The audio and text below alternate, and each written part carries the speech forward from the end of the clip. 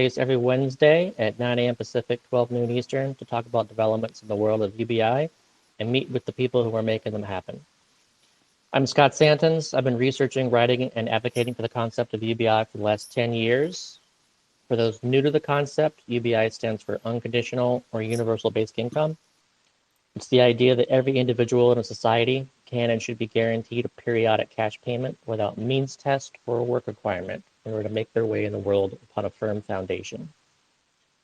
I recently started the Income to Support All Foundation, or ITSA Foundation, which provides support to projects that aim to make UBI a reality through research, storytelling, and implementation. You can learn more at itsafoundation.org. We have a call out for volunteers, so if you're looking to help with audio, video producing, or editing, or research assistance, or social media promotion, please reach out to us. We'd love to have your help. I'm joined by my co-hosts, Conrad Shaw and Josh Worth, co-founders of Comingle. Hello. Hi there.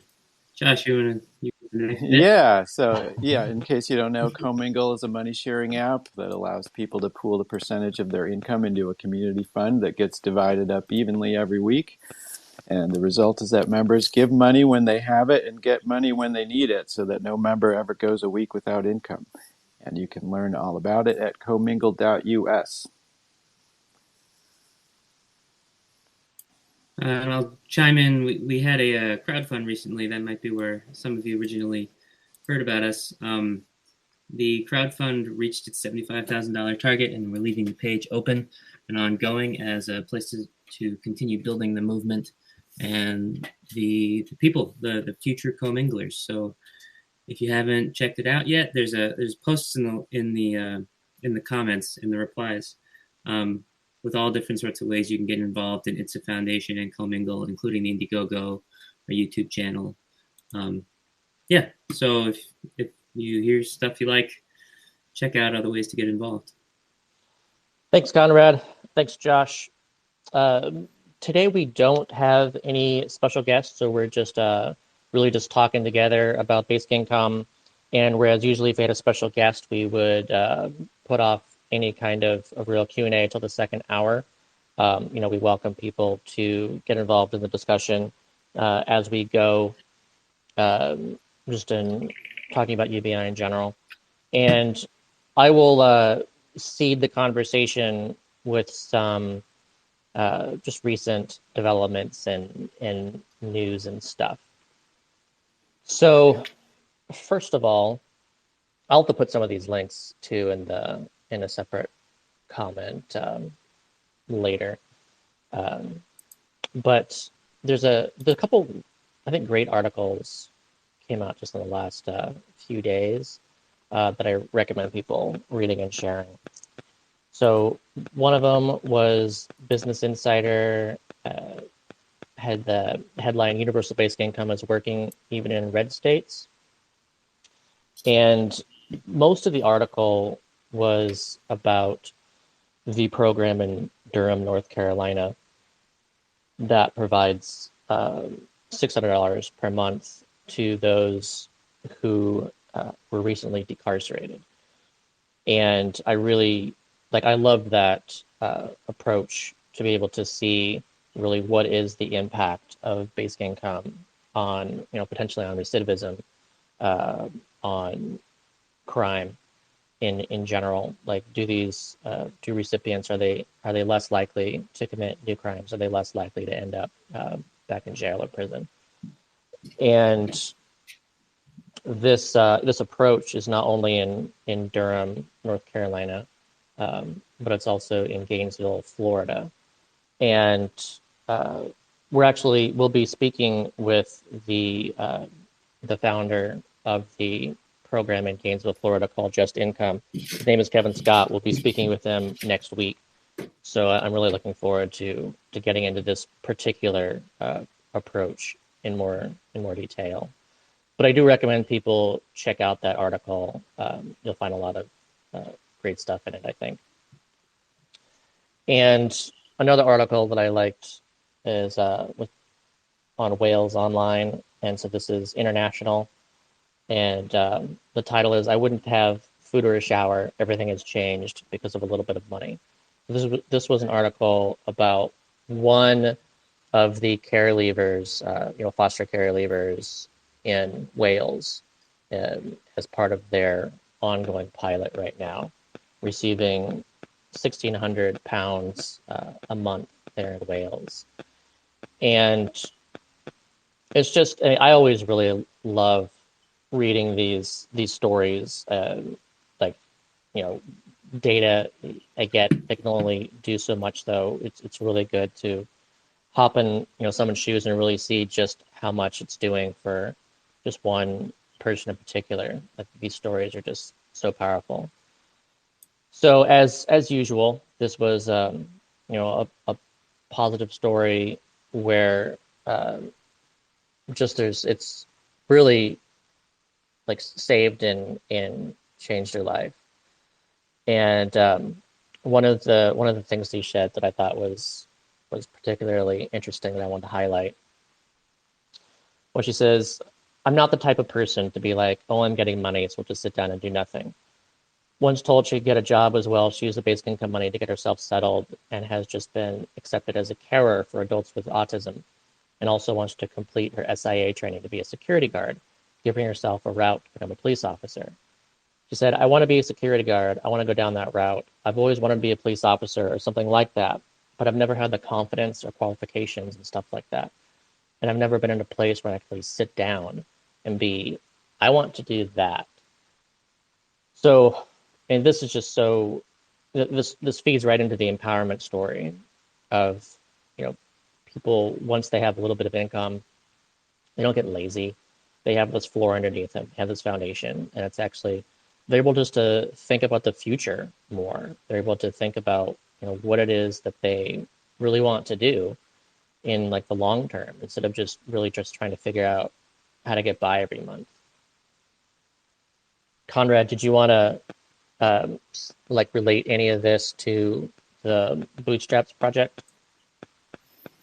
I mean, yeah, in general, we came in for the Bootstraps project, for people who don't know, is a docuseries, and for it, it's still in post-production. It's not out yet, but for it, we ran a UBI pilot all around the country, and we approached it in a very scientific sort of open-ended way, where we wanted to find out, really kick the tires of the idea of giving people unconditional cash and embrace a whole wide range of stories, including stories that people would say, those people shouldn't get basic income because of X drug addiction or Y criminal record or whatever.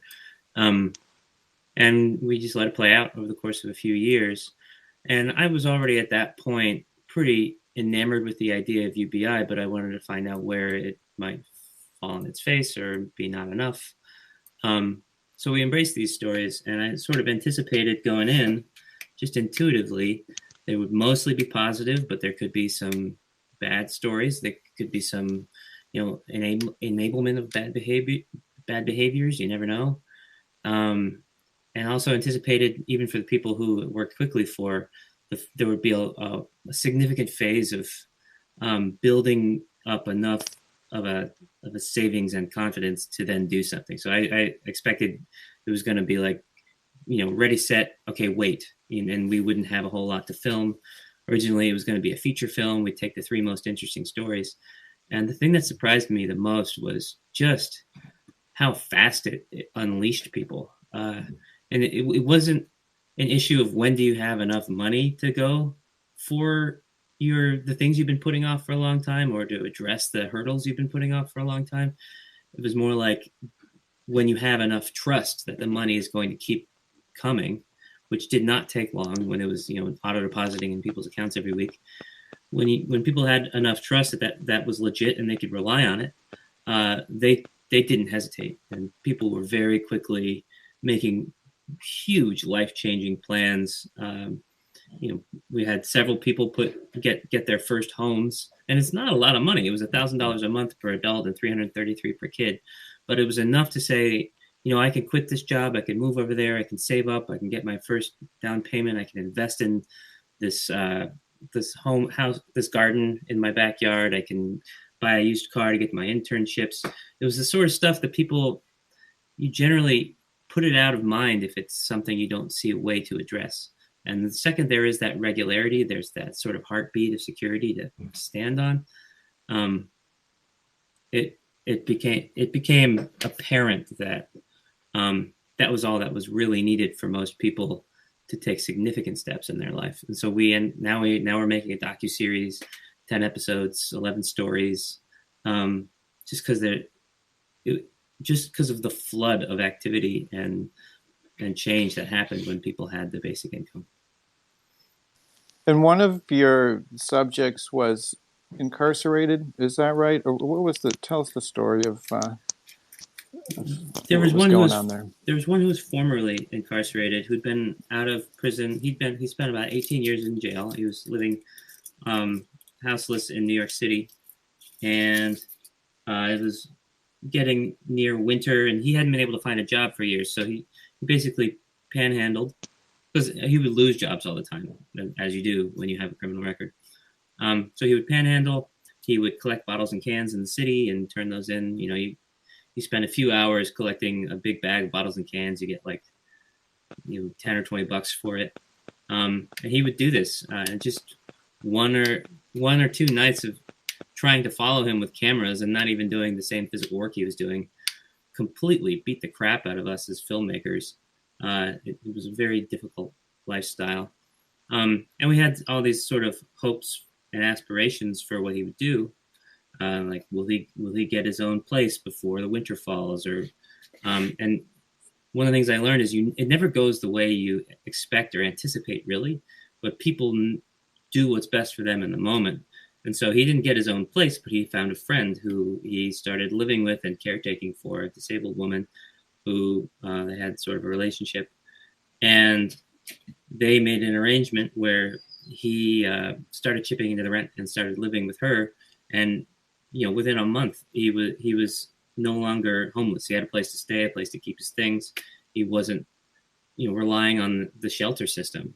And so, while it wasn't what we expected, and while he used the money in ways that wasn't always either transparent to us where actually it went, or or he wasn't completely being honest. It was like he was a very private person, but the immediate effects we could see were he became way more engaged in his life and proactive. He had a place to stay. He became way easier to find. In order to find him the first time and then this next few times, I had to sort of stake out Chelsea, because he's the kind of guy who didn't have a phone, or it was never charged. It was just lost, and he had a new number. So I had to, sort of walk around Chelsea in New York City for a week to find him each time. And he became someone who sort of plugged back in, became easy to communicate, became more reliable for his friends who he was helping. He gave money to his friends in need. And I think the biggest thing for him was he finally felt like he could make his father proud of him. He would go visit his dad down in Virginia, which he could previously only do maybe once a year with the money he'd saved up from bottles and cans. He'd go down a few times a year and help out with the house and all kinds of cool stuff. The kind of stuff you don't expect, and because you don't ever expect it, there is no government program that would ever fund that sort of stuff. There was another segment of this excerpt here from the Wales Online article about Jasmine in Wales that I'm curious too, Conrad, if you saw something like this as well in the Bootstraps pilot. Says, quote, "I've had it for a few months now, and I know how to spend it. I know what I'm going to spend it on, and I do know where my money has to go first," she said. Her £400 rent comes out immediately, followed by 80 for electricity and 60 for gas. There are then payments for her internet and phone and what she describes as her habits, like smoking, which she's trying to sort out. Left as free money at the end of the month is around £50, she says. Quote, "I always keep money to top up in case I run out of gas or electricity or milk or bread. I always keep money for that." For those who are skeptical about the scheme, Jasmine says that it has been a lifeline for her. It has saved her. So in that one, yeah, it's like I feel that she learned even like a few months in, like at first she was just like, oh, like how great, I'm getting this extra money. And she spent it kind of like extra money. And then she came to reorient and she saw this as like stuff for the basics. And then so she just wanted to make sure that she used that money to cover all those basics first. And then, she looked at her, essentially her job income and her other income that she earned on top of it as being, what she uses for other things. Yeah, it's really fascinating. That is one aspect where,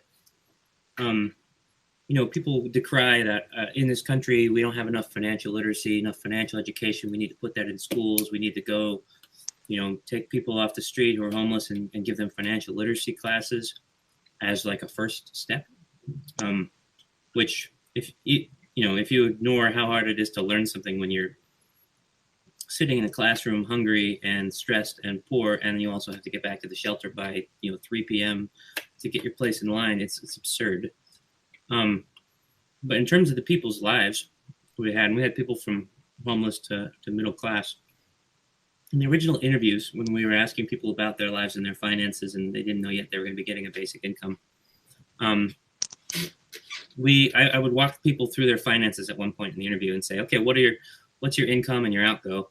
How much do you make? What are your different expenses? And can you lay them out? Like, do your budget for me. And some people were surprised to find out what their budget was, essentially, because it's like they were losing money month over month, and they weren't even aware of it. One couple was about to lose their house, and they were ignoring the foreclosure notices in the mail. And it's this sort of thing where if it's too daunting to deal with, like you don't know what you could do, even if you were aware of what the problem was, then you just don't find out the problem and you hope for the best. You don't address it when there's no light at the end of the tunnel. It's like, these people I'm talking about were working all the jobs they could. They were falling behind. They were trying to keep up with their house. And it was like, why look at the bad news if it's not going to change the bad news, And one thing we found with every single group, people who were pretty financially conscious and people who weren't, everyone became much more engaged in understanding their finances and budgeting their finances. And they like the number of people who started doing spreadsheets and apps to make sure they use their money well, and this was unprompted by us, this wasn't suggested. It was pretty remarkable how fast that change took place. And it sort of reinforced my belief that when it comes to financial literacy, the best tool is like what middle and upper middle class, whatever families often do for their kids, which is an allowance. And the beauty of something like an allowance that's once a week, or like a UBI that's once a week rather than a lump sum once a year, is you have so many chances to try and learn, and if you blow it one week, you have next week. So if we took a $12,000, say it's $1,000 a year UBI, gave it to everyone as a lump of $12,000 on January 1st, a lot of people would put it into an investment that they think is wise, or spend it on something quickly, assuming the rest of the year is going to go okay, and end up in a shitty situation with a lot of the year left. But week to week, what we found with the pilot, we were doing it every Wednesday. People were sort of setting their schedule and their budgeting to that clockwork. So every Wednesday, it's going to appear in their account every Wednesday. It just sort of begs the question, okay, now that this is a thing that I have, what do I do with it? So it was really cool to see how rapidly people became much more financially expert in their own situations the second they were given a tool with which to actually seriously pursue that. One other excerpt that I wanted to read to you about Jasmine is just quote, asked how she imagines herself if she didn't have the money. She paints a bleak picture saying she thinks she'd be in a homeless shelter for young women. Quote, I see myself as having nothing. I wouldn't have food in my fridge. I wouldn't be able to have a shower. It's hard because I've been there, and to think that I've now changed all that just because of a little bit of money. It has changed everything, she said. So, and just emphasizing, like these people, they experience basic income and they just flourish, and they know how different things would be if they were not getting that, and it just, the way that they look at things just changes. Yeah, it changes someone's entire life path to go from a place of not having steady security, and that even goes for people in the middle class, trying to decide what camps to send their kids to in the summertime, or deciding if they can take the time to go back to school and switch jobs. It completely changes your set of options and the way you approach the world, and lets you think much more about what do you want rather than what can you get away with. And we saw that with everybody. It was pretty impressive to see not only how rapidly and far people's lives changed in the direction that they wanted it to change during the pilot, but also people's general confidence levels. That was one thing we know. Like psychologically, people were so much more self-secure and confident in their own abilities and their own choices because they had the financial agency to go for it in the first place and not have that enormous risk intolerance of like, if I try this and I fail, then I'm really screwed. Now it's like, if I try this and I fail, I learn something. After, UBI is meant to be a permanent thing. So what we did and what all these other pilots have done aren't really showing all of the outcomes we can anticipate out of UBI. That's lifetime, permanent, intergenerational. But even in 2.5 years, I saw people radically evolve, in how they presented to the world, how they felt about themselves in the world.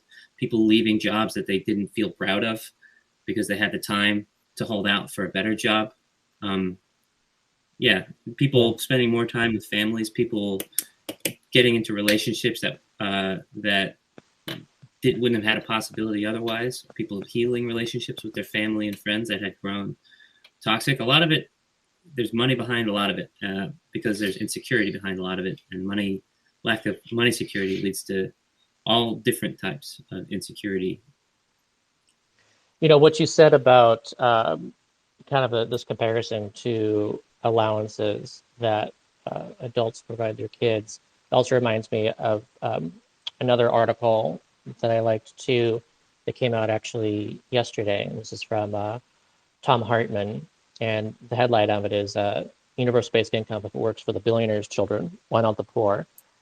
Mm-hmm. And like it's actually very common.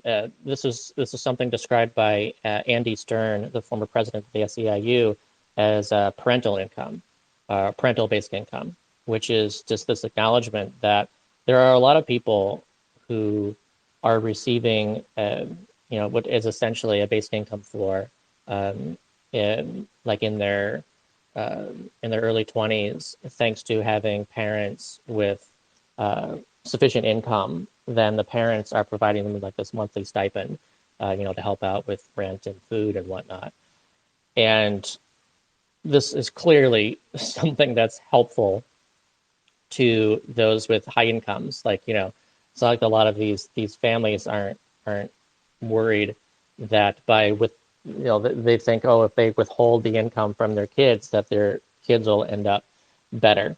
And although I'm sure some parents feel that way, when you look at those with higher incomes, those who are a lot wealthier, they want to make sure that their kids have every advantage that they can get to make sure that their kids, do the best that they can. So yeah, if it's good enough for those with higher incomes, then why is it that we just insist that it's somehow damaging to those with lower incomes? Yeah, the ability to pursue your dreams in a real way, or your passions or pursuits, is entirely dependent on your financial security. People in the arts, in acting and film and music, the ones who make it by and large are people who come from more affluence. We can see stories of people who broke the mold and were the exception, and were discovered and had all the fame and fortune. But most of the time, what you see is, oh, that person's dad was a celebrity, or that person's mom was an artist, or this person knew all these people, and they had enough money to not have to pay rent for 5 years while they pursued their art. They had enough time and trust to go for it. And most of the people who are, trying to pursue the arts, like I was in New York City, get stuck, waiting tables 30 hours a week for 20 years until when people say, do you want to give up? When are you going to give up? It's how do you give up when you never really got to start trying, right? So the income security is something that allows people to really find out even what they want. And it feels like now with the middle class and the upper middle class, as I've gotten older, the whole myth of the meritocracy and the, bootstrap stuff that you're fed as a kid, basically work hard, try hard, and you'll succeed.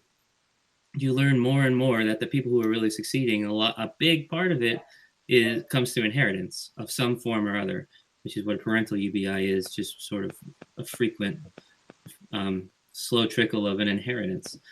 And people have their houses due to loans from their mom or dad, and people have their jobs due to inherited connections, but also just having their rent paid for so they can take that internship and have all these opportunities. And it feels like we're sort of approaching the edge of a cliff in terms of when we can keep pretending that's going to work, even for the middle and upper middle class, where this whole thing of like, try your best, and then eventually you're going to inherit mom and dad's money and you're going to get a nice house. Well, what's happening now is, how many generations can that last when we don't have pensions anymore? No one's saving up for retirement because they can't keep up with their living style.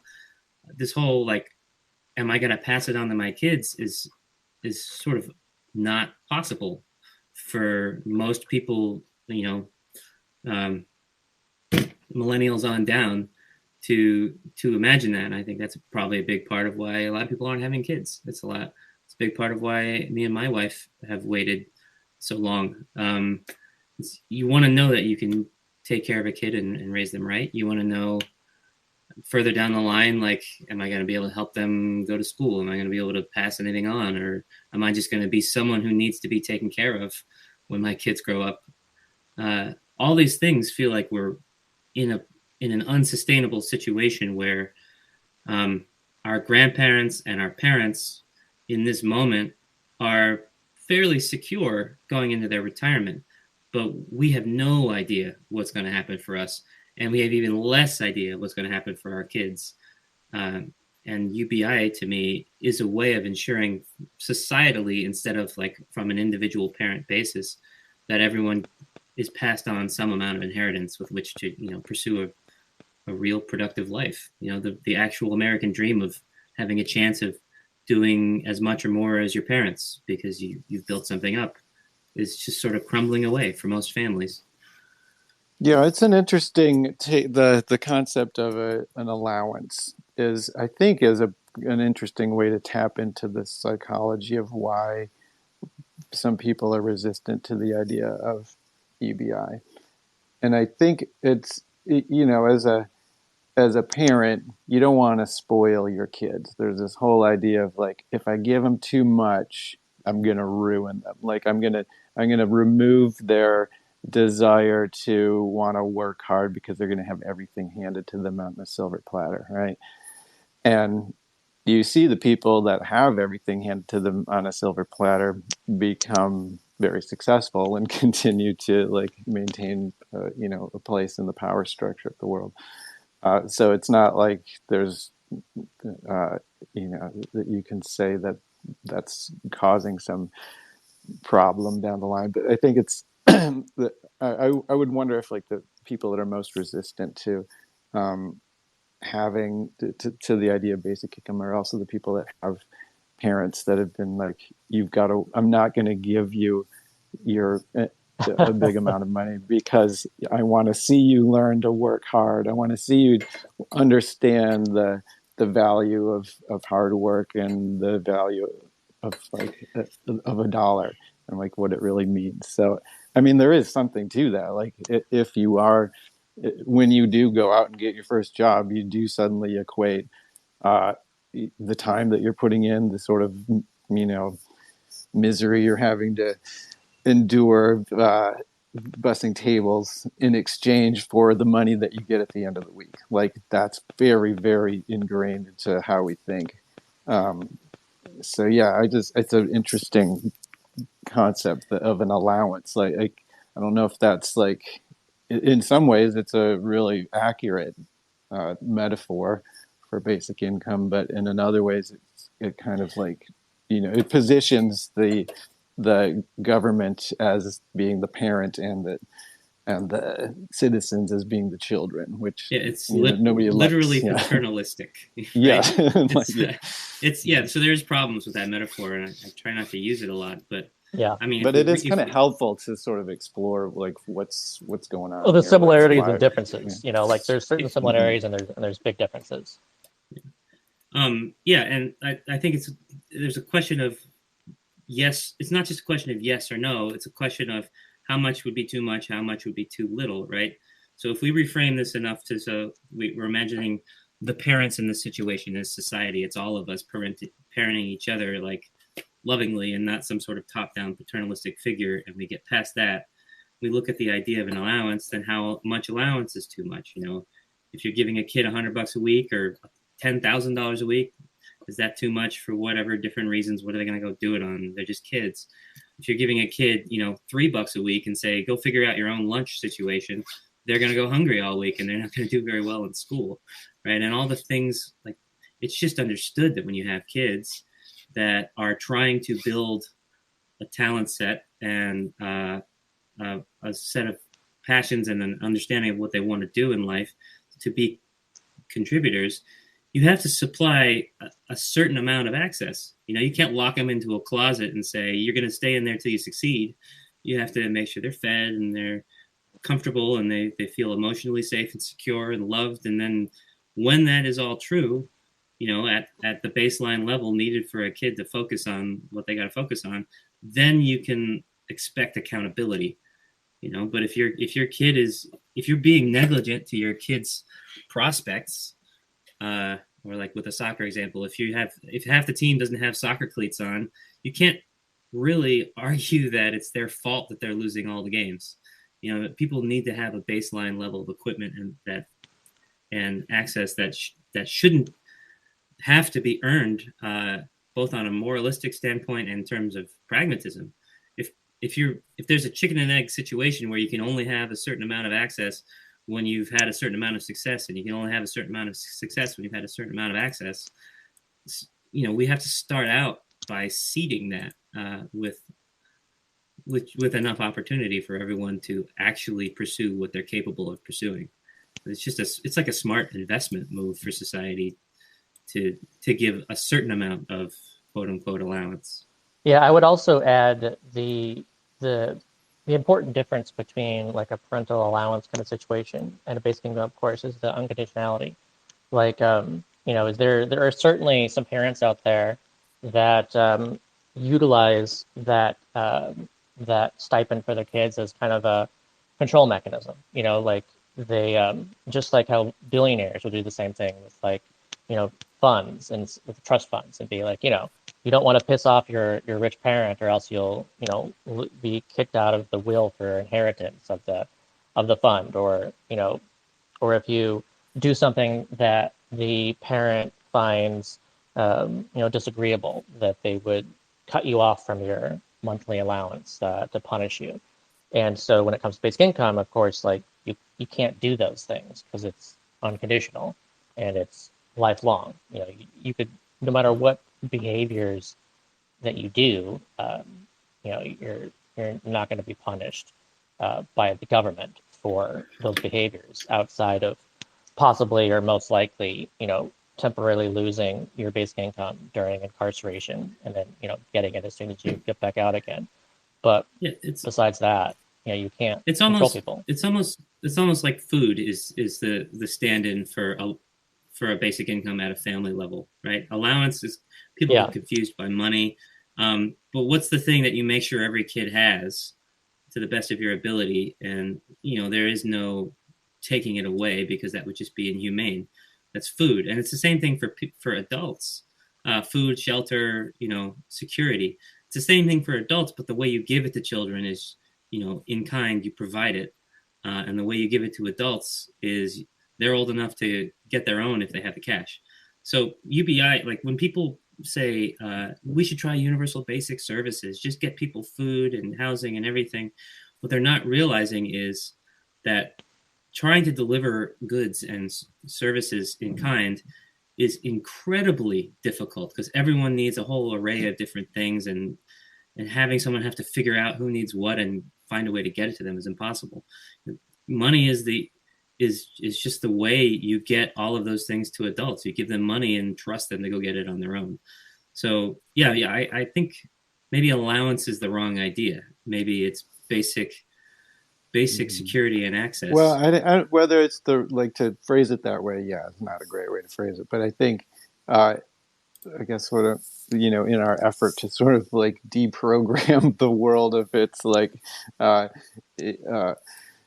insistence on hardcore capitalism as the only way to live. Like, I think part of our programming is like it's deeper than just like the economic system. It's actually more of it has to do with like family dynamics, and it has to do with like the idea of withholding from someone. Like if you were withheld some sort of allowance as a kid, like when you grow up, you're going to say that made me tougher. Like you're going to re-justify, like that's how I learned because my parents were so hard on me, or you're going to be resentful. And you know what I mean? Like I think that is actually the psychology at play when you introduce the idea of basic income, and like so it taps all of those like psychological buttons, and so you start thinking along those lines, so I don't know how to I think fun. The more we talk about it, the more it's like bring that out in the open. It's like these two things are really not that related. Like how you were raised as a child and how the world treats you are not the same. I think it's fun to dive into this as far as like similarities and differences, and I think it'd be great to, if anyone listening wants to chime in too, that would be great. Maybe you've got like a story of having received like a parental basic income, like in your when you were at school or in your early 20s or something like that, or just some story, some personal story would be great to hear just your kind of take on this. Another kind of take that I think is interesting to consider, again, like when you look at the downsides of, say, a parent using a parental basic income as some kind of mechanism of keeping someone in line or whatever, but also maybe parents do it in order to like help basically encourage their kids to love them. It's like I want to be like a good parent and be seen as a good parent, so I want to make sure that they get something and see me as loving them, like the show of love. And in that case too, I think it's interesting where is that a bad thing for, let's say, the government to want to provide income security permanently to its citizenry in order that, with the actual goal of hoping that their citizenry actually like loves the government more? Right. I think that's a good thing. Even as in long the as it's a hope and not a requirement. Right. Even in the metaphor of it being a parent-child relationship, like it's still a pretty good method for the father to be taking or the mother to be taking. Yeah, I mean, I like this idea of I saw this recently too when I watched the documentary It's Basic, and that's like going around it's on like a tour. I suggest if people want to look into this, you can go to the site and even find out like what kind of viewing might be near them at some point. But one of the stories from the film that I really liked was how the partner of one of the recipients described how he and his friends didn't really think that highly of the government. They didn't trust them, didn't think that they could actually do anything effective. and a really like anti-government stance. And after having gone through this pilot experience of receiving a basic income every month, it actually like changed the way that he thought about the ability of government to actually help people in a very like helpful way. And the fact that like I think that could happen on a large scale. Just if the government, if politicians basically are demonstrating trust in their citizenry, then it just makes more sense that the citizens would trust the government and politicians more. And in which case, like all of government and democracy could effectively work better. There's more trust because what we're seeing so much right now is this erosion of trust. Yeah, and the erosion of trust is directly responsible for a lot of our problems in the world. That and like scarcity and hyper competition. But there's all this rhetoric out there from more hardliner types, like, I did it all myself types, and I shouldn't have to, someone else shouldn't get the breaks I didn't get, sort of thing. Where was I leading with this? The importance of trust is trust itself is sort of a chicken and egg thing. People want to expect reciprocity from people. To say you don't get your money to live or survive unless you first work and prove that you're giving back to society. But it's just backwards regarding how it has to work. The trust has to first be given by our society to the person, so that person feels that like they don't have to earn their way into the society, but that they are part of that society, that they're cared about by that society. Then that accountability comes once the trust is given. So the reciprocity has to start with society, because individually we're way too small to make a difference. If I bust my ass my entire life trying to be as productive as I can, there are 1,000 different ways where I could fall on my face and get screwed over. So where's the reciprocity there? We have to start everyone with enough trust that we say you can get by no matter what you choose to do. And we hope you'll choose to do something that's good for all of us, which is what most people happen to want to do. But sending any message but that one is just like saying, we actually don't give a shit about you. We just want to take as much from you as we can, rather than we're all working on this together and we want to help you do as much as you can. Right. But yeah, I mean, that's the ideal. So to get there, like you then have to like, who has to be the trusting person? Who has to be the trusting party? It has to be there's the people as voters have to trust that a concept like basic income is something that you can put in the hands of your elected officials, right? Which there's problems with that too. Like there's suspicions, like but it does, I think at this point, we're at the point where people as individuals need to be trusting enough in our collective system that we can work this out together, right? With the system that we have built, or with something like an electronic delivery method like Comingle, for instance. Right. That's for people who getting here don't know about Comingle. That's essentially what we're trying to build is the working practical mechanism of UBI, so people can experience it and learn to trust it. And I suspect, much like if we get it working the way we want and it's safe and secure, I suspect it'll be much like our UBI pilot for the docuseries, where it only took a few weeks of that check coming in predictably and as promised for people to be like, this is legit, I trust it. But that's where the reciprocity has to happen. And we can't ask too many people to just trust us based on our rhetoric and our messaging and what we say we want to do. We got to do it. This is an if you build it situation, where once we invite whoever's trusting enough of us already to come on board when we launch, we have to in turn build something that delivers that trust out to a wide audience and invites people in. So, we burned through 50 minutes already, which is amazing. But do we want to hear of other people's Yeah, the way that Patricia's been waiting. Oh yeah, okay. Hey, Patricia. Hey, how are you? Good. How are you? Good. I'm very happy to see you guys again or hear you guys again. It's wonderful to be here. Thanks for letting me speak. Yeah, thanks. I guess you guys know, I know that you know, Scott, that GLBI, or for those who maybe don't know, Guaranteed Livable Basic Income, has been through the second reading here in our Senate. And in Canada. In Canada. Yeah, in Canada, yes. And that's a huge win for us, like major league win. But one of the troubles that we're having now is that, it's more and more prevalent that we're seeing the whole, get a job narrative online. And that's kind of like, I had a deal with myself where it was kind of a debate that I wouldn't enter into, because, I hate that debate. I just want to sort of stay away from it.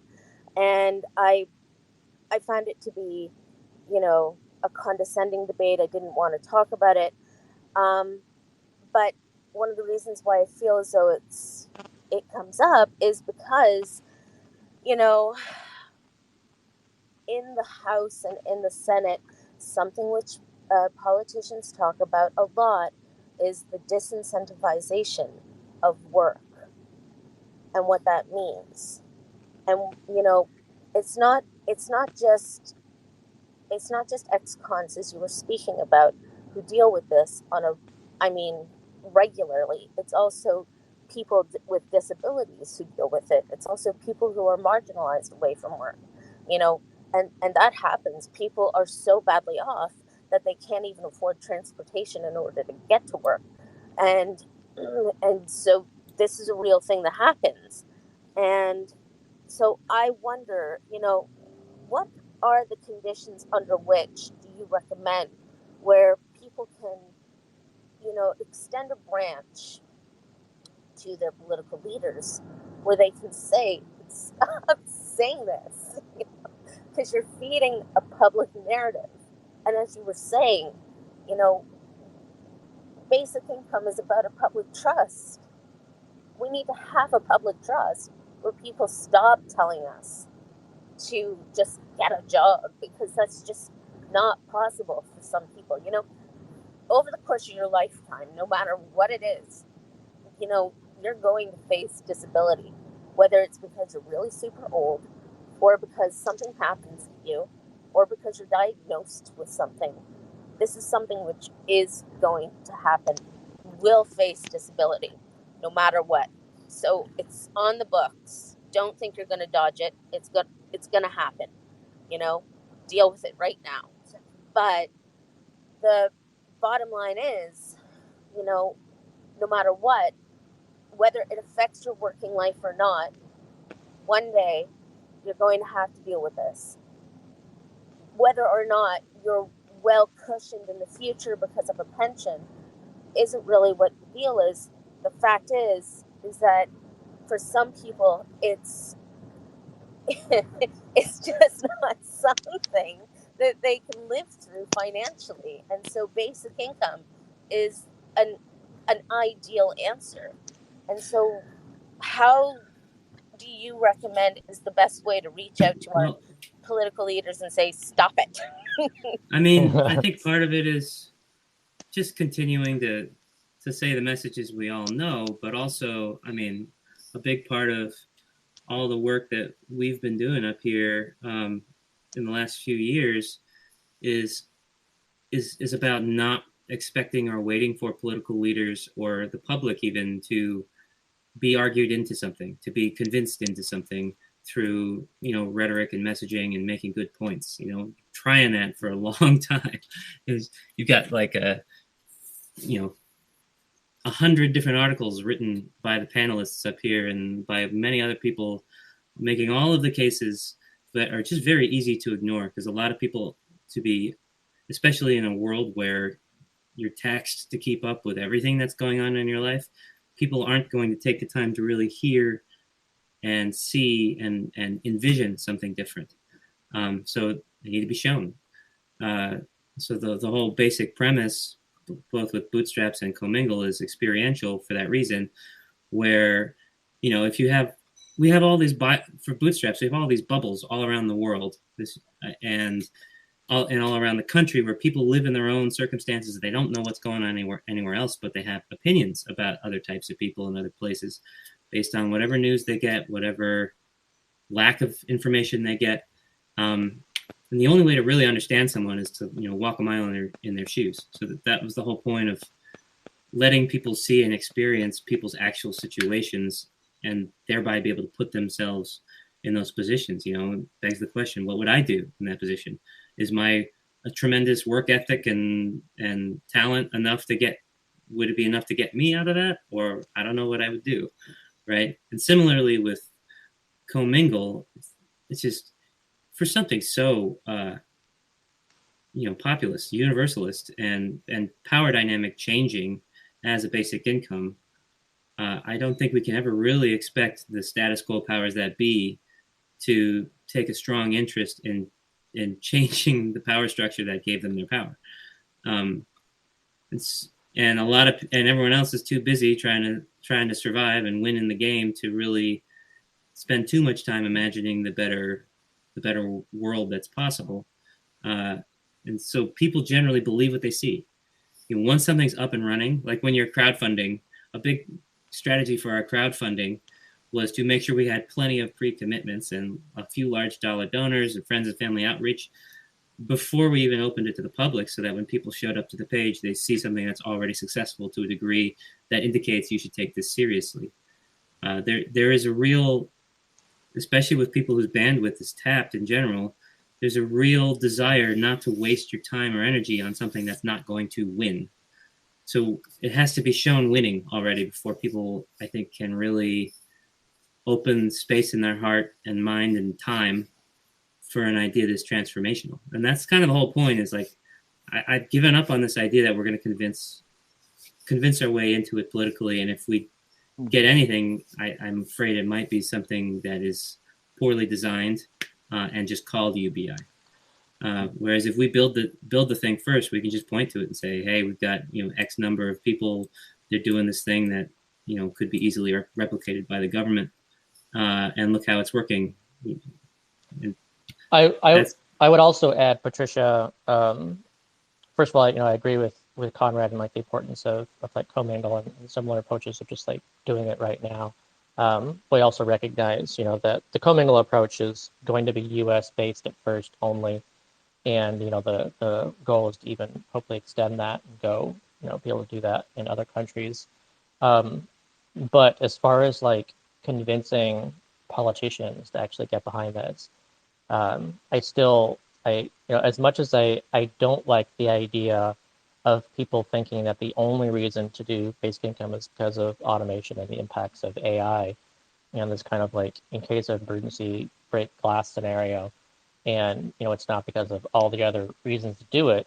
I think realistically speaking, that there has to be this impact that's already being observed, I think, by automation, where there's actually like something that people can see and feel, and that people are actually reaching out to their politicians, their representatives about, because it's directly impacting them.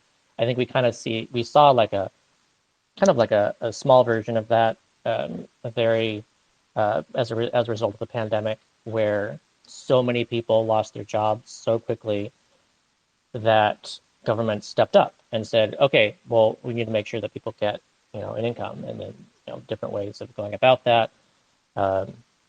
In the U.S., we did 3 stimulus checks and the unemployment boost and the enhanced child tax credit. Like in Canada, there was CERB, and a lot of people, although it helped with $2,000 a month, it unfortunately was also this income tested approach. So there were certainly people that were getting $2,000 a month in Canada that had to make the choice of, well, why would I accept a job for $1,700 if that kicks me off CERB and now I'm actually doing worse.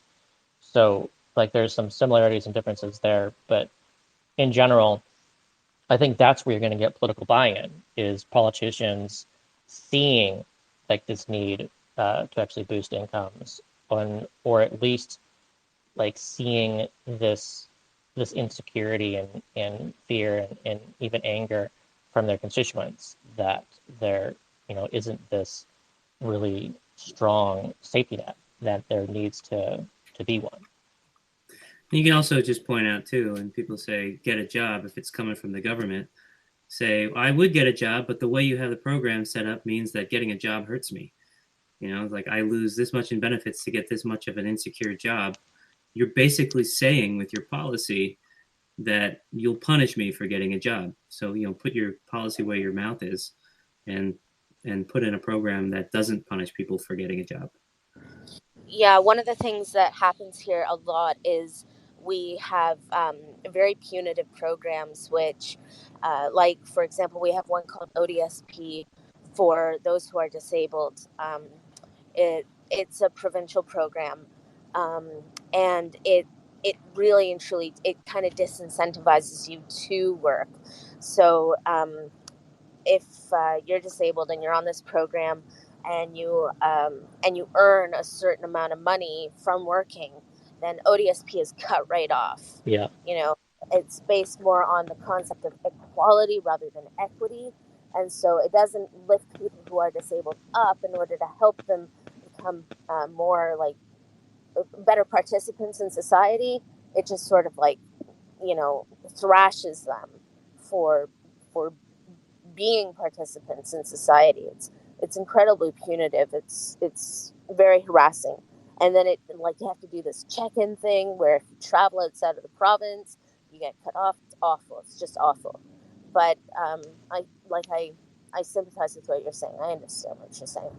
Anyway, yeah, it's a difficult thing to navigate. That's for sure. Mm-hmm. Yeah.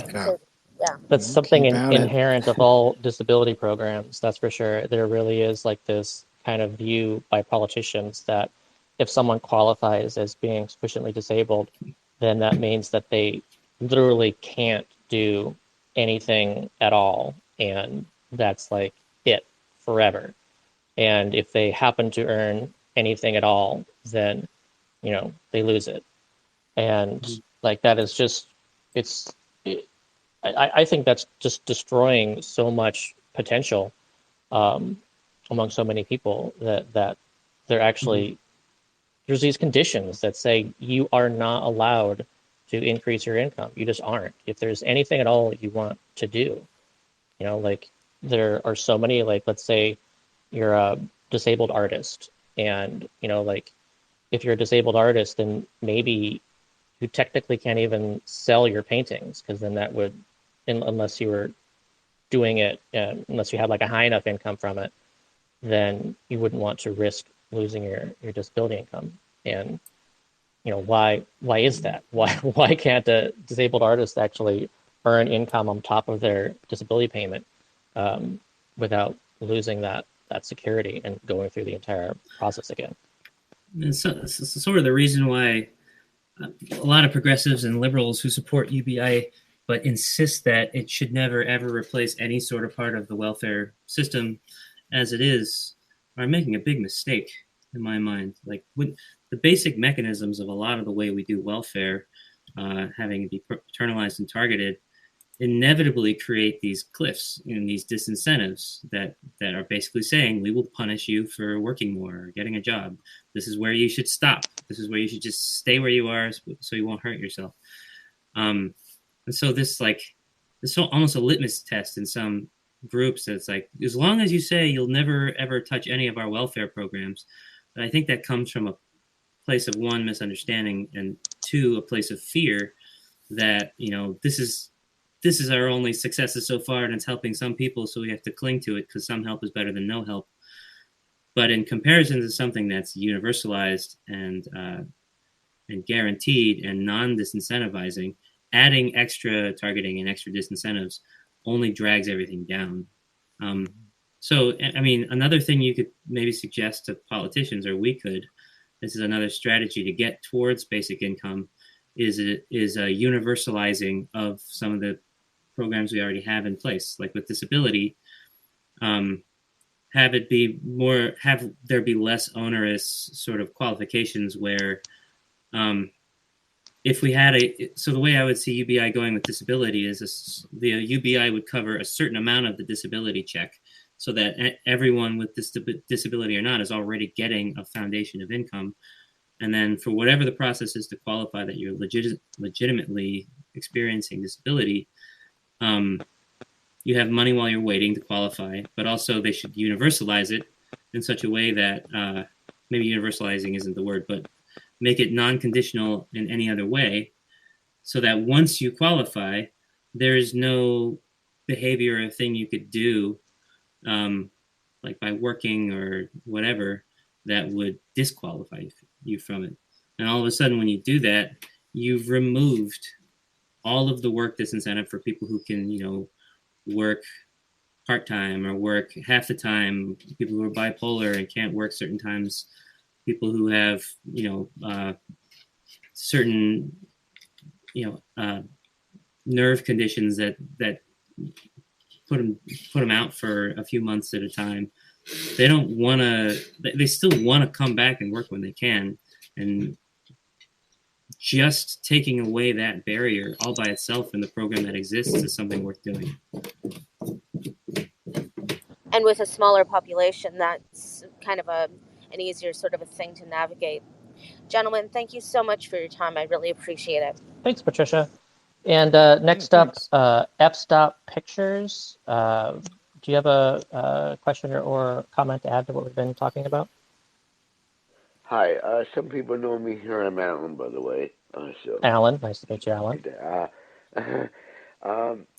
I've been through this, and I don't want to go down any rabbit hole because I'd end up dominating the thing. But I'm on ODSP. I'm a photographer. I was working part-time at Swiss Chalet. Things were going okay for a little bit, but I realized how punitive the process was, because though your worker would sit there and blow sunshine up your ass by saying, we really appreciate that you're out there, blah blah blah, but the backdoor punitive measures, like, oh, now we're going to audit you, or now we want all your bank statements, now we want your CRA going back 3 years, and then I've been through the ringer in the last 3 months.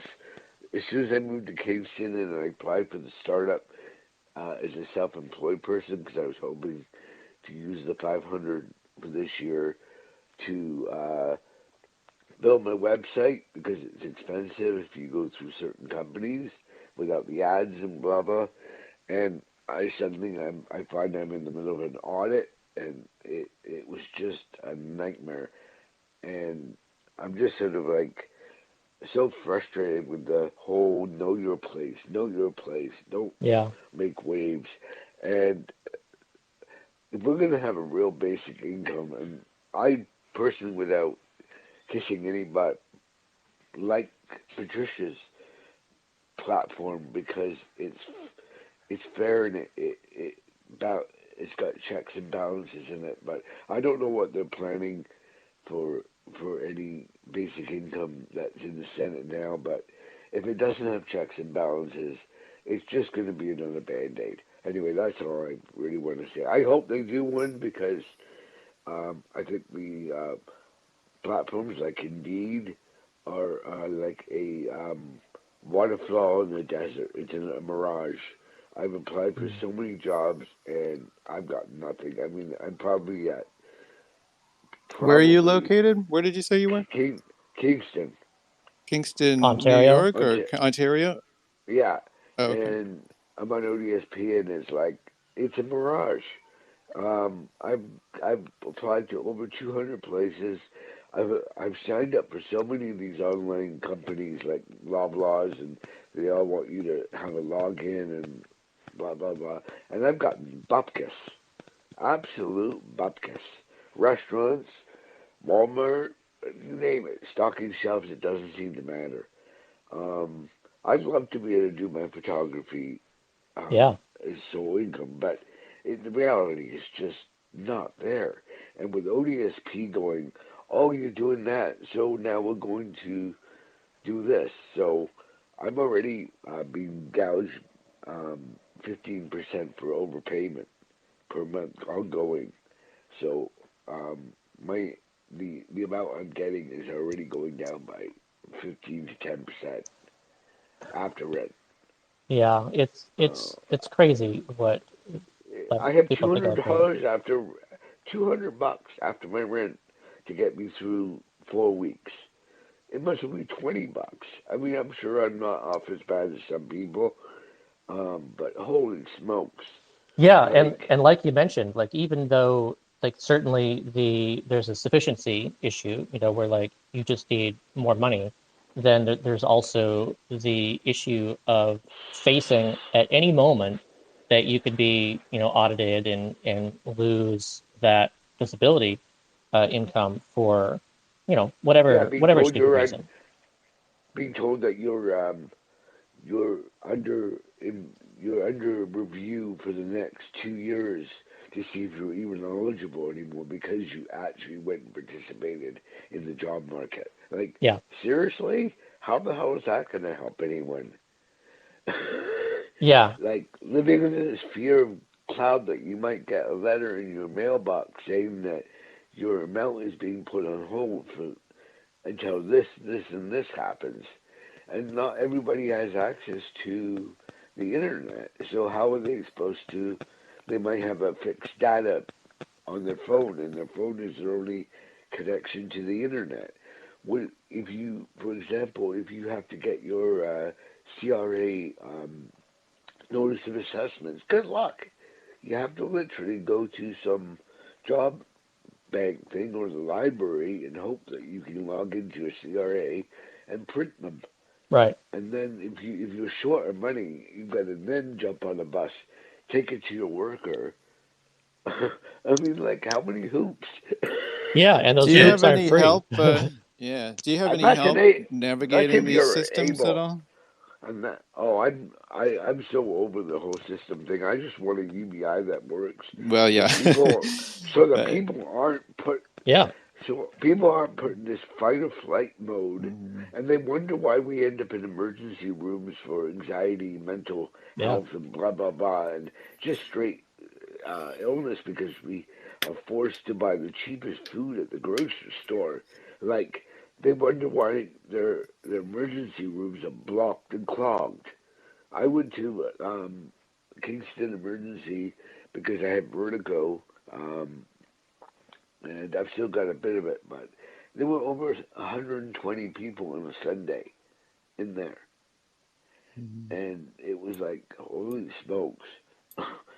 yeah, Yeah, Like, it's really funny. The whole the fear of like people wasting money causes us to waste money on a bureaucracy to make sure that we're forcing people to waste time and money trying to qualify for for whatever benefit. It's like it's it's very and if counterintuitive, I guess. and if you're on ODSP or OW or any of the PWD assistant programs that are available, good luck getting an apartment without a cosigner that makes 60K a year. I had to get my mom, and the only way she'd do it, and that's fair to her because she was a senior, was to get ODSP to pay my rent directly. yeah. Like, how I many do know that landlords? How many landlords have gone? No, we don't deal with people with assistance. Like, the doors are closed before you even get to the hallway. It's so punitive. Yeah, there are helpers out there. They do exist. They're very hard to find, but there are people that know how to navigate these ridiculous systems. Uh, I don't know if there's resources there, if Patricia even knows any to kind of like advocate for people trying to make their way in through the ridiculous bureaucracies. But you're definitely not alone in the problem that you're facing. I just want a UBI that actually makes us a Yeah, Yeah, concept. right. here, We're here. not. That's We're not it's at the. nice to have that idea out there. We're not at the mercy of an employer that says, "Oh, I'll hire a disabled person, so I look good Hmm. to the the government, and I look like I'm doing the right thing." When I tried at Montana's and I knew I was being set up for failure because they said, "Oh well, the only shifts we have are split shifts, 2 days a week, which means I'm on my feet for 10 hours uh, back to back." And by the seventh hour of the first shift, I was toast. I mean, I'm not in the worst shape I'm in, but holy smokes! So even if you can land a job as a disabled person, how how accommodating is the employer actually going to be? It just seems to be a circle jerk. Yeah. It, Hmm. Thank you, Alan, for sharing your story, and it reminds me a bit of I, Daniel Blake, which is this movie that came out. It was based in Britain, and about the welfare system there, where a guy finds out that he actually his doctor says if you continue working, then it could actually kill you, and so then he had to go through the system, and just the incredible absurdity of the system through the movie is also completely realistic and eye-opening take for those who don't know the realities and absurdities of the system. Um, and I recommend that people watch that movie too to really kind of get a better understanding of this stuff that There's your also others are all the going work through. of Kafka can help a lot too. Yeah, top back.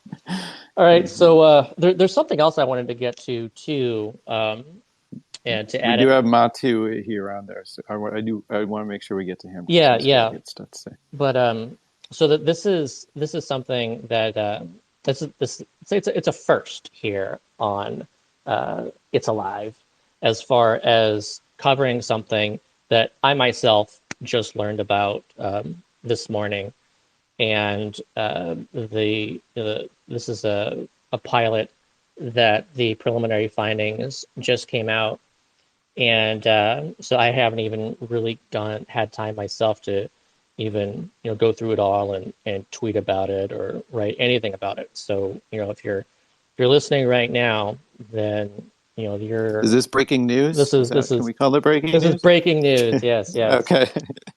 So this is about, it's called the Clarissa Social Protection Cash Plus Pilot, and so this is it stands for Clarissa stands for Child Labor Action Research Innovation in South and Southeastern Asia, and this preliminary report just came out, and it was just published yesterday. So this takes place in Bangladesh, and they tracked the households, did like multiple surveys and stuff for about a year and a half prior to the payments. And then this report is after 6 months of payments, and it's going to continue on until the end of this year. So, like, the final report should be out next year. And so this is it's not quite UBI, but it's actually very close. So this was unconditional. So there were no requirements attached, and this was also universal in that this went to an entire geographic location there in Bangladesh, and the only kind of real difference between what happened here and actual UBI is that it was one payment made to the household, um, and then the household did vary with number of kids, so that's like more like UBI. The transfer amounts was 2,200 Bangladeshi dollars, and an additional 500 for each child under 18, and this went to 1,573 households. So this is pretty large, universal pilot. And let's see. So some of the main findings, which UBI advocates will recognize well. So there was no waste of money on drinks and drugs. As usual, there was no such increase as people fear. There was no reduction in work. There was actually an increase in work, as again, kind of a usual finding, not always found, but more likely to be found in these universal approaches. So these households actually increased their income above and beyond the base income they were provided. And it also says, I'm going through this slide deck to kind of going through these simplified points. And it said universality was not a waste, and unconditionality was not counterproductive. So yeah, going through this, some of the interesting like headline stuff is one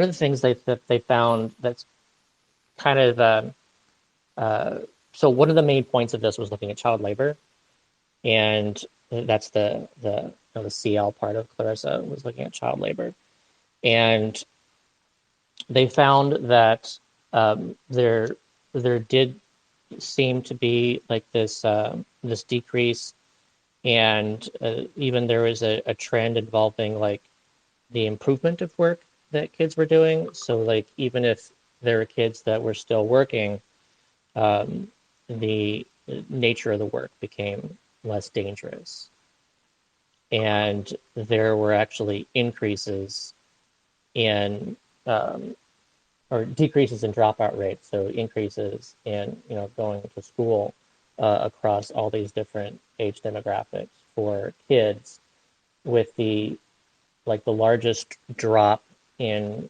work and like going back to school, was typically it matches the typical thing as far as like if you're in say high school, then there's more of that. So when people are worried about people not working as much, then as usual, kind of the largest group are these like older teens who tend to be like earning money in the labor market because they have to help their families, really, and not because of really wanting to choose that over school.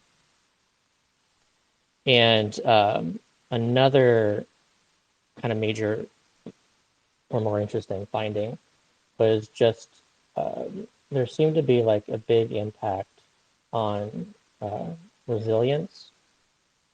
So in the face of crises, and they found that like over time, like it seemed to increase over time, like over the 6 months, there just seemed to like increase the resilience more and more, where something happened to somebody and they were actually able to handle that kind of emergency expense because they had this money, and they wouldn't have been able to cope with those emergencies if not for that income. So is there actual like a metric or measurement that they're using for resilience? Like I haven't heard of that. Or is this just kind of anecdotal type stuff? Yeah, they did use a couple different metrics. Okay. Yeah, you don't need to get into them. I just wondered I'm surprised that somebody has come up with an accurate way to measure that or define it, I guess. Yeah, I mean, I haven't gone through in full the entire study, but it did seem that they were using a measure to Yeah, try to interesting. get at that. Okay. Let's see what they used.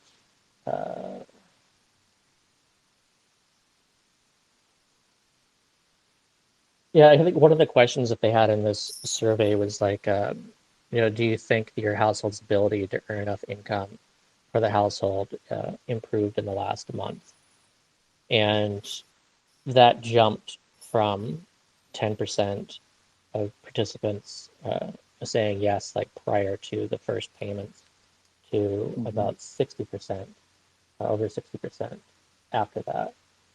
And then, you had these multiple stories of, someone saying that this emergency, they got sick or they heard something and they're actually able to use that income for that.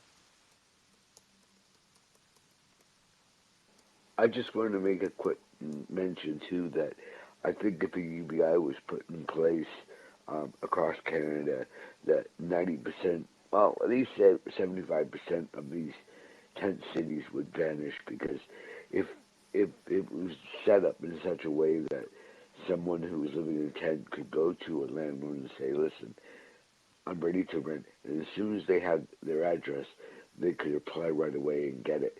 And I think you would see a lot of the unhoused become housed. Oh yeah, for sure. Um, it's just that if they don't, it's just going to only get worse.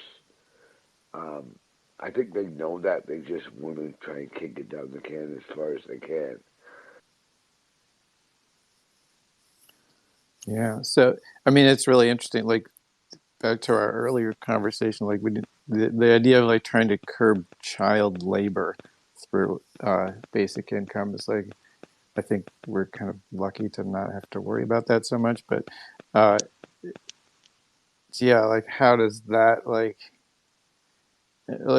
here? It's the idea that we're withholding money from children to get them to work harder to understand the value of labor, but like that's not what's going on here. This is like, you know what I mean? The concept of having a child working is an entirely different like mindset. Like you're sending your kids to work because you have no means of like self-sustainability as a family. Uh, Yeah, and that feeds into other things too. Like I've written about this before, where there is a listened to like a presentation by an economist talking about how she thought that a basic income would have the biggest effect on reducing child trafficking, because mm-hmm. part of this issue is that, let's say, a parent sends out their 8-year-old or something to the market to try to get money from people, and then they get kidnapped and put into the child trafficking industry. So it makes a big difference to create the conditions where parents are not so desperate that they're putting their kids' lives and futures Mm-hmm. in danger. And even here in the U.S., you still see this stuff. It's not like it is in other places, but like you can have people, kids that are 12, 13, um, in jobs and even like factories and stuff. Like you have the Republicans kind of recently pushing this, um, reducing the restrictions on kids working. Like but but they were pushing that as like an anti-inflationary, no one wants to work anymore kind of thing. So like you should make it more right, able for kids to work. yeah, we're disincentivizing the children from working. Yeah, it's like, yeah, when you just take that to the extreme, like the whole concept of like we need to tell people to go out and get a job. It's like, well, how old do those people need to be? Like when how old do you need to be able to start teaching that lesson? Like we do have some grounds in the U.S. of like the of how that message of going out and work hard to make a living doesn't actually extend as far as it could and as it does in a place like Bangladesh. Like it's still the same concept of like in order to survive you got to work hard. right? But we actually do kind of we pedal that back a little bit, because at least in this culture, we're not saying that applies to people under 15, right? Right. Yeah. Matthew Clouds, did you want to chime in on what we're talking about? And thank you for being here again, too. Yeah, I just want to support the analogy you had made earlier about allowances, and I'm supporting this in the context of the country where I'm from. Actually, being where you're born dictate a lot about your future, Mm-hmm. because you'll find that people who are more privileged uh, have access to better jobs and better healthcare, and generally a whole well-being, just because that they are financially capable. So when we talk about giving allowances, this applies to everybody, where you find that in the event where somebody is born in poverty, they are more or less likely to end up in a situation where they are not going to get jobs, they are not going to do better socially, and also their well-being in general is not well taken care of, because they don't have that backing as somebody who would have when they have somebody who's looking after them. So in that context, it makes a lot of sense. um, how I see an UBI like coming in to rescue in such a situation is that it would most likely level the playing field, and it would work as a springboard to such Mm-hmm. individuals by giving enabling them to get the same facilities, the same opportunities, the same capabilities as somebody who has a backing. So in that case, the analogy was very point on, and it's very essential that we have a working UBI to enable people to be in the same level of capabilities as the others. Yeah, that's very true. Yeah, Matu is actually, I don't know if you want to talk about this, but he's doing some kind of on the ground uh, research with like smaller villages where he's from, and just to introduce the concept of UBI and get feedback from like people that are in significantly different economies and how they're feeling about it. Do you want to talk about like your trips that you've made? Yeah, a bit about myself is I'm from a financial background, and I've worked with various financial institutions and also microfinance institutions, mostly working with communities. And I had a discussion with Josh. We were talking about probably how an UBI can be able to work with communities around here. And the communities I work with are, let me talk about the area. They're mostly agricultural areas that mostly have dairy farmers and people who basically just earn a living either from farming or working with livestock. So their incomes are they are not constant. They are mostly haphazard, depending on probably environmental factors and depending on how other sources they might be able getting small incomes. So such individuals having a new BI is something that is very new to them, and it's a concept that um, uh, they are basically they are people who are educated, and in the event that you would explain to them, they'll understand the concept. And I've talked to a few of them to get to understand their feel of what they would think about it. Generally, we compared it to something we call chama. Chama is groups where communities get together and do contributions to assist certain causes. But now the concept comes in that they are sharing finances and each are getting an equal share. It was something actually, so it was something interesting, but they really opened up to it. Only that now I'm trying to find out on how I can be able now to actually enable it to get going on the ground. But I can say the kind of people we have are very receptive to new ideas, and they will be willing participants. And one of the things that I'm trying to measure, basically mostly, is how a basic income would assist, especially with the youth. Like you'll find most homes, the youth have gone to urban areas, and you'll just find aging parents. Um, you'll find caretakers, and the youth who are here, they basically don't, they're not doing anything. That is because of basically they are not jobs, or they are not interested in the kind of businesses that are ongoing. So one of the key things I would be very much interested to learn is how UBI will be able to bring about the youth coming back, taking care of the people in the villages, how it would spark agriculture, and how it would bring back the dying e-commerce, because you'll find most of the villagers are not trading with each other. The shopping centers, most of them are closed. There are no businesses that are going on.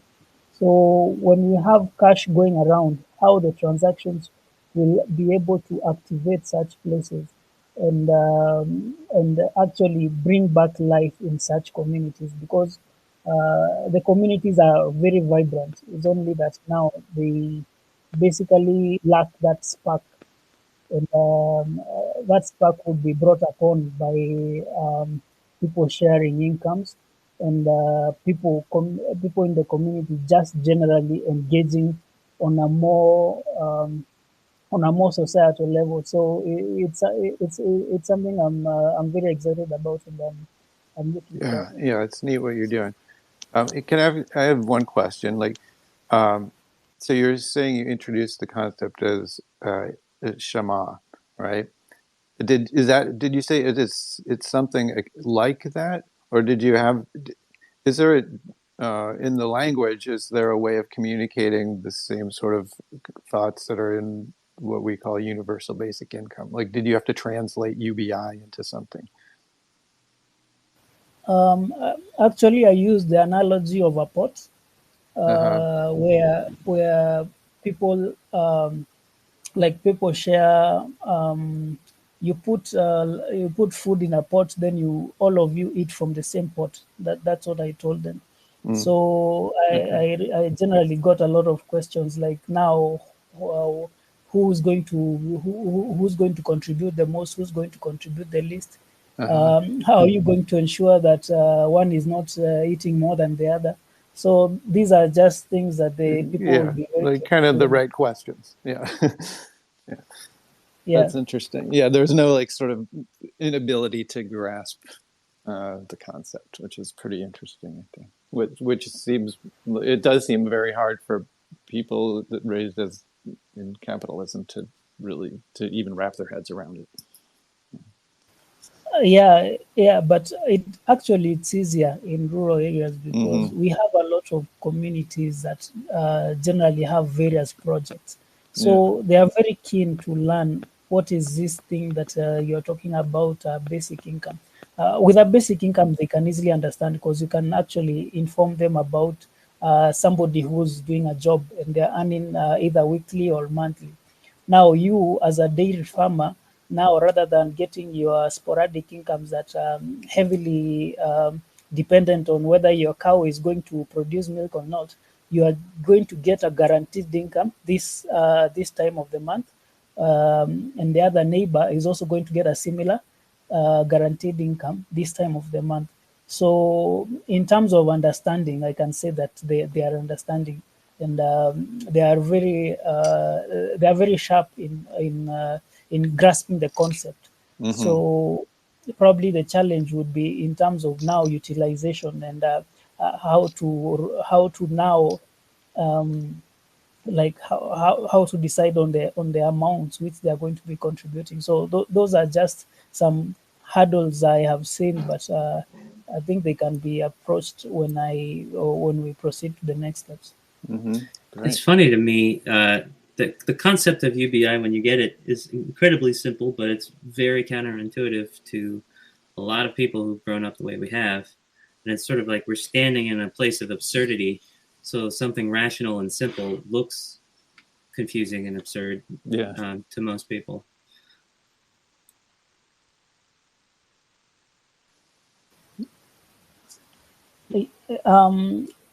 I can't call it really absurd because basically I think the most important thing that they grasp is the element of sharing. And also, like I had informed you before, we have those chamas. So they are very familiar in terms of contributing money and sharing money amongst themselves. Yeah, So I'm this thinking start, more in like the American context now, from like what I see, and then just the political conversations and that I've been seeing of people really having a hard time wrapping their head around or wanting to wrap their head around a concept that basically it's just sharing. You know, we learned it in we learned it in kindergarten. And it's like we all have something if we share, and then we've reframed our entire mindsets to be no one deserves any particular amount, and you only have something if you take it. Right? We basically teach it to our kids, and then we spend our whole adult lives forgetting it over here. Right. Yeah.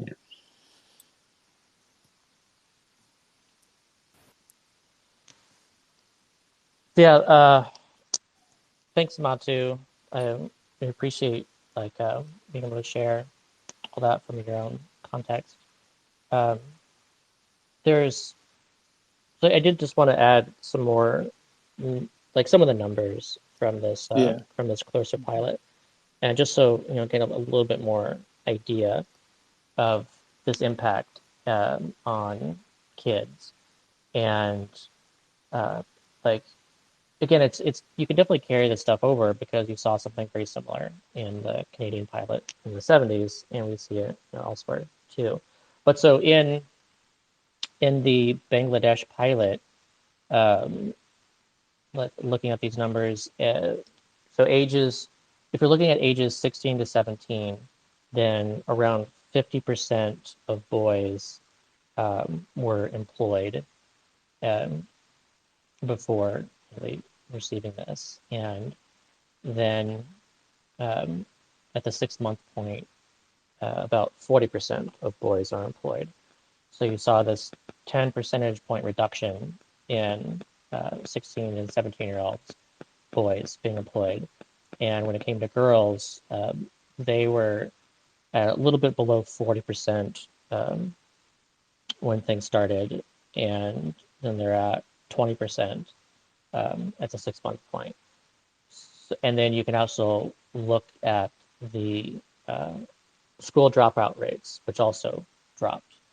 So you can see that the dropout rate for 16 to 17-year-olds at the beginning was almost 60%, and that went down to about 50% for boys. And for girls, it was about 45% for girls and dropped down to under 40%. So, like, clearly, you see these teens who are reducing their work or not going to work to earn extra income and instead going to school. And the same, they break this down to like ages 13 to 15 as well. And so again, like that age demographic, it's still for boys about 33% of boys were employed, and then that fell to 20%. And for girls, it was around uh, uh, almost 20% and fell to about 10%. So again, that's ages 13 to 15. And if you look at the school dropout rates, then again, you see the matching drop in dropping out. So for boys, it went down from almost 50% of kids age 13 to 15, boys age 13 to 15 dropping out, and that going down to about 30%. And for girls going from about 30% to about 20%. So again, these are 13 to 15-year-olds. And, the question could be, should these kids be out there working or should they be going to school? And although some, even Americans, have some strong feelings on when, kids should get their first job and stuff, I don't think any of that should be because of family desperation is the issue. And if a kid really wants to get a job and their family has plenty of money, then that's something for the family to decide.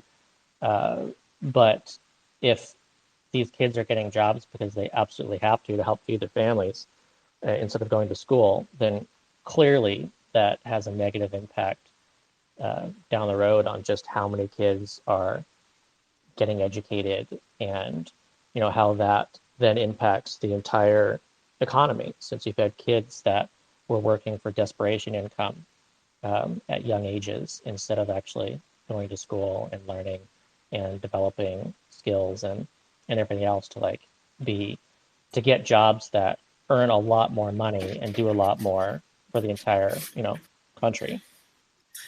It's funny.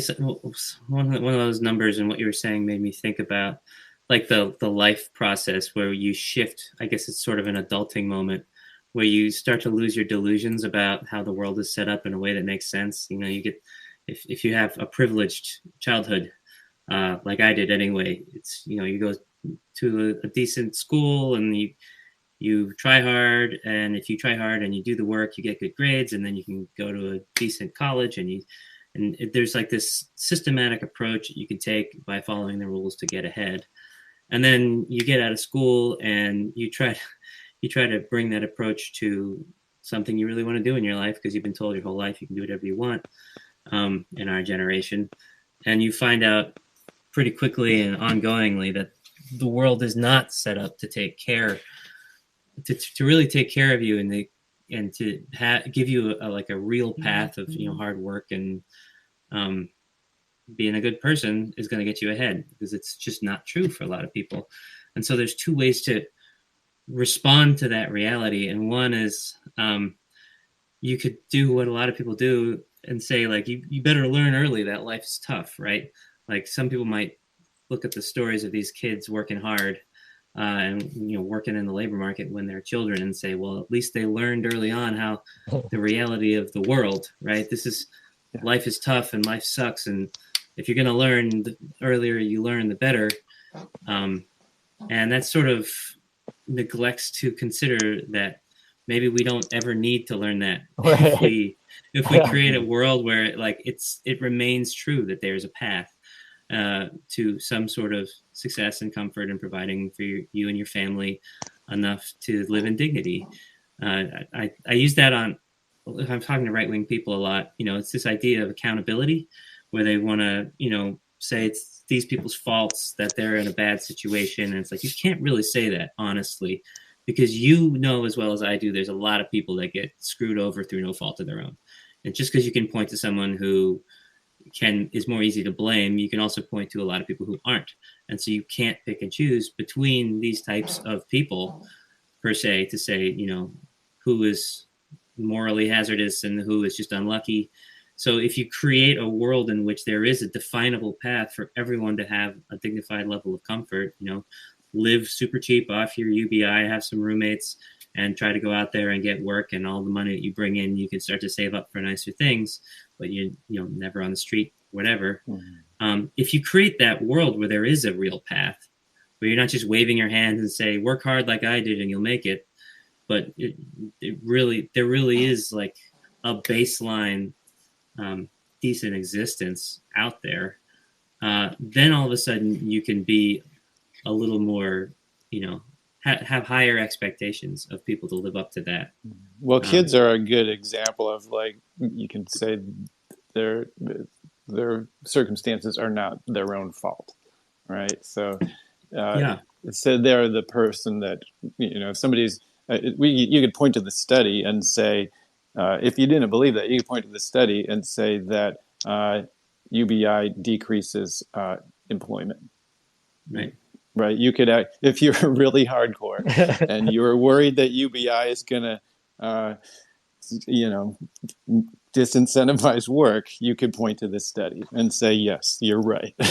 Well, it's funny too that even though, but look at who it's right, disincentivizing because for. People that we believe are not responsible for the circumstances they're in. like Right. it would be cherry picking in a very dishonest way, which I would not put past anyone to actually say that. So besides the impact being mostly on 14 to 16-year-olds, that again, this also found that overall households' incomes increased beyond the income that they received. So like they were clearly working more and not less, and that wasn't only working, but they also found they were purchasing various forms of assets. Like a lot of times, I didn't see a specific example in this, but they'll buy assets like cows or goats or whatever as a means of earning additional income. And you saw that here too. So it's not necessarily that they're working more per se in the wage labor market, but they're actually earning more income in a way that most rich people, regularly earn income, as in it's through their asset ownership. Mm-hmm. Yeah, I like the. There was an idea that popped into my head there too of if you're someone who was born into a rough situation, people don't blame children in general, right? But what people do is they blame their parents, and it makes me wonder what is the age or the moment or the dividing line where it shifts? That's like the coming of blame for people in harder situations, right? It's like, is it on your 18th birthday? It's no longer your parents' fault, and now it's your fault. Or is it your 21st birthday, or the first time you make a mistake, then suddenly it's partially your fault now too. Like, how do we define that cutoff from when someone goes from a child who's just bad, has bad luck, to an adult who's screwed up? I think from the age of 18 years, I can speak from my from here. From 18 years, you should be able to hold on your own. So basically, the parents just get you on your feet. Then from there on, you are on your own.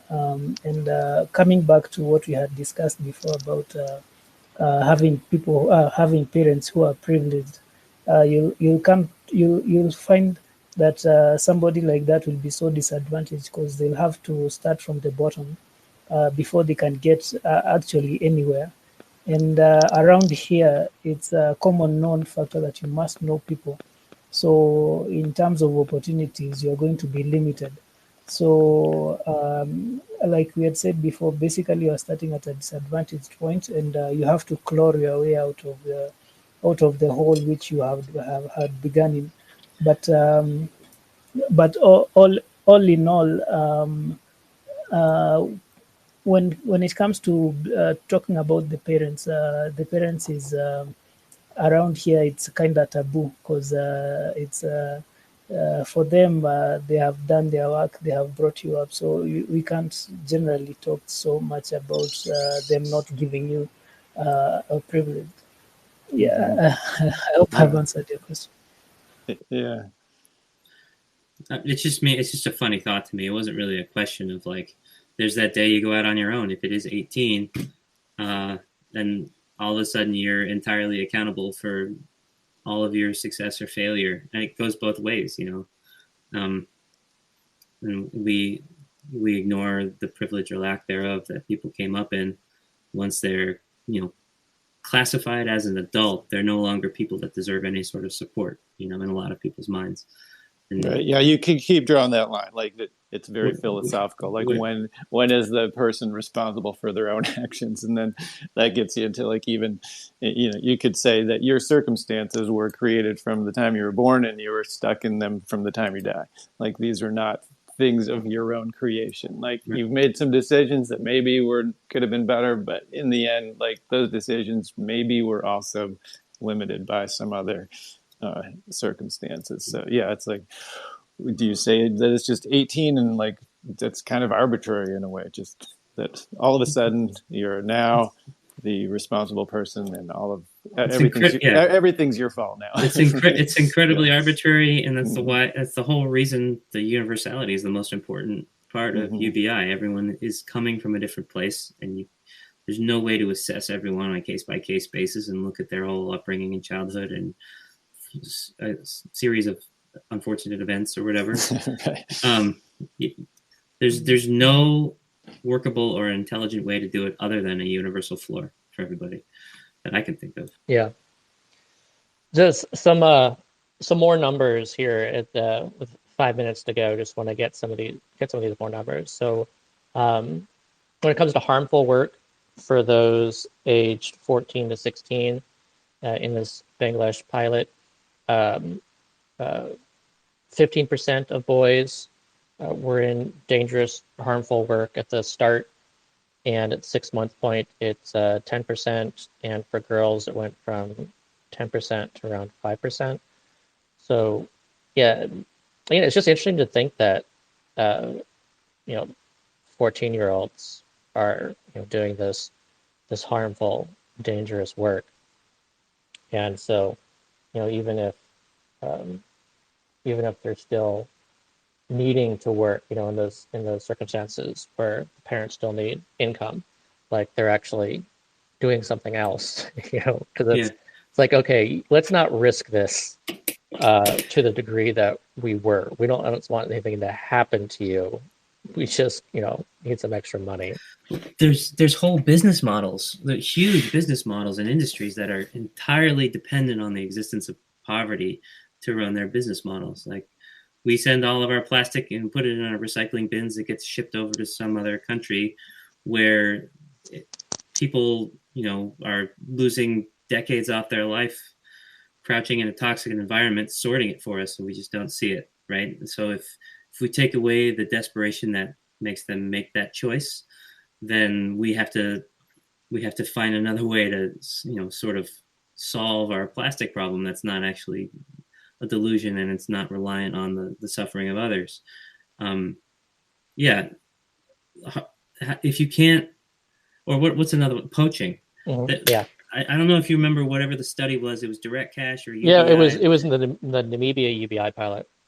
Yeah, and it's basically, people have all these opinions in general when they share stories about poaching, and there's a lot of reactions that are like, these are the evil scum of the earth, right? These people who would shoot a majestic animal, which is like, it's an incredibly tragic thing, but the truth is none of them want to be doing it. I mean, it's a choice people make that is an unfortunate choice when they feel like they need to feed their kids and they don't have any other way.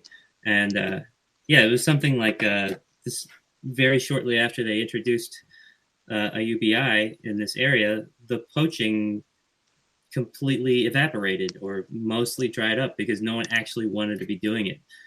And no one's going to keep doing it when they have other options. Yeah, it dropped 95%. Like, imagine if if unicorns existed and there was a group of, it was of course very, if you wanted to make some money, find and kill a unicorn, even though they're endangered, there's only like 5 of them left.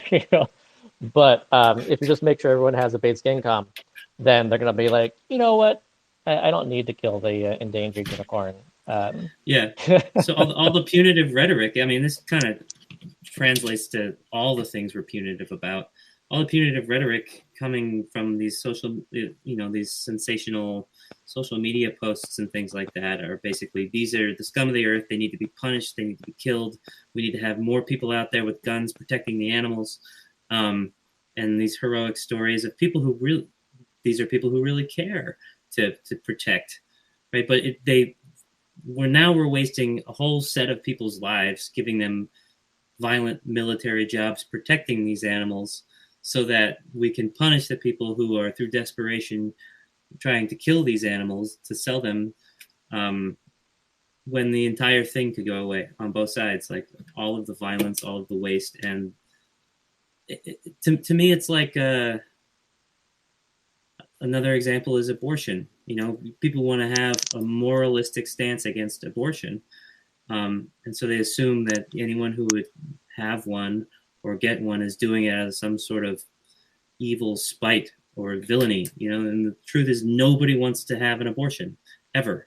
And it's an awful choice people have to make. And if you want a policy that's going to reduce abortions, it's not throwing people in jail for doing it. It's education and money. People who have money are far less likely to have abortions because they're far more likely to have access to contraception. It's as simple as that in terms of the numbers. You give people access to that, to make better choices, or more, to have more options, and then they make better choices with their greater options. Yep.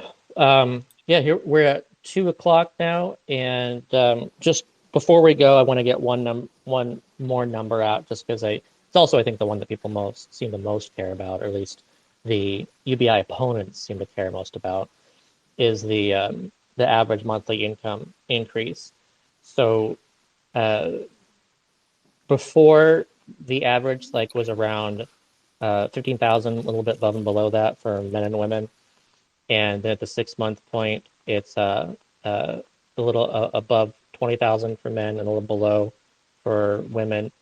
And this average monthly payment, I believe, is somewhere around 2,500 to 3,000. I think, again, it's scaled by household, so it's not just one thing. But you can see that there's actually a little bit more that people are earning in addition to this. So I don't know if there's any questions in this experiment yet, at least at the preliminary point, as far as getting at what kind of work that they're doing, and even asking about wages and stuff. But overall, there has been an increase in incomes beyond the base income that they were getting, which I think is kind of a major point for people to understand. Again, backs up our that UBI advocates are constantly mentioning, and saying, hey, not only is it ridiculous to worry about people working less, but in general, a lot of times in these pilots, you'll see that there's some kind of overall increase, especially in universal pilots like this one. It takes money to make money. Yep. Yeah. So, yeah. We should maybe tease next week's guest, because we have one while people are on here. Yeah, I mentioned it earlier, but yeah, let's mention it again. Kevin Scott is a really cool guy, and he was involved in a pilot in Florida, right, for recently released individuals, trying to get back into the workforce, getting on their feet after getting out of prison, and he's fun. So a week from now, I would tune in for that. Yep.